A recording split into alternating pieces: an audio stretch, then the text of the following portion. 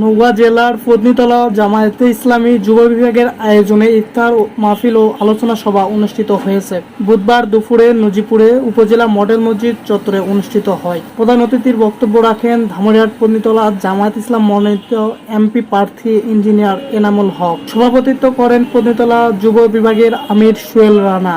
এছাড়াও উপস্থিত ছিলেন পত্নীতলা উপজেলার সাবেক ভাইস চেয়ারম্যান হাবিবুর রহমান সহ জামায়াত ইসলামের নেতাকর্মীরা।